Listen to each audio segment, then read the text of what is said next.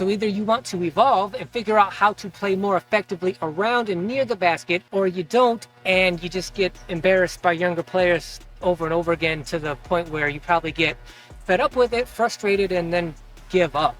Now, I'm not saying that you have to change your game completely and only play around the basket. You just need to evolve your near basket playing to the point where you can still be a good, effective player on both offense and defense. It doesn't have to be the only part of your game, but it has to evolve to be effective enough so that you can still be a good, decent, effective player out here amongst the younger players. Secondly, when we're talking about playing towards your strengths, a strength that you have that younger players don't have, can't have, is your experience. Because there's a difference between skill and experience. Even the most hardcore, serious, studied younger players who study the game relentlessly, take it very seriously, are students of the game, they may be very well skilled, but because they're so young and you have 10 plus years of experience on them, their skill cannot replace your experience. With your experience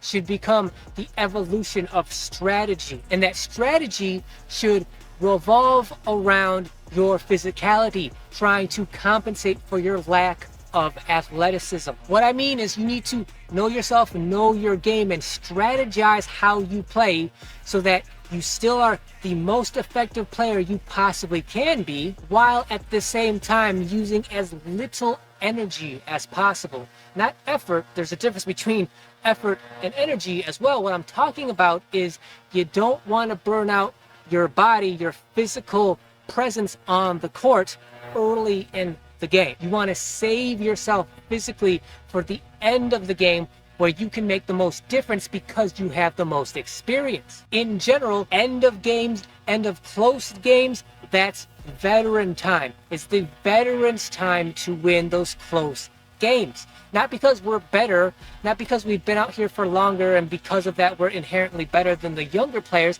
It's just because of our experience. We can use that experience to know what are the best plays to make at the later stages of close games to win those close games more often than the younger players who don't have the experience, who don't know how to handle those situations yet. But if you find yourself at the end of a close game and you're physically burnt out, you're tired, you're fatigued, you're exhausted because you wasted the little energy you have at the beginning of a game, then it's not going to matter about how much experience you have at the end of a game if you don't have any energy to fuel whatever you need to do to get the job done and win end game kind of situations. So you should have a strategy in mind that says, okay, this is how I play that's going to allow me to be the most effective throughout the game, but at the same time allow me to use and burn as little energy as possible.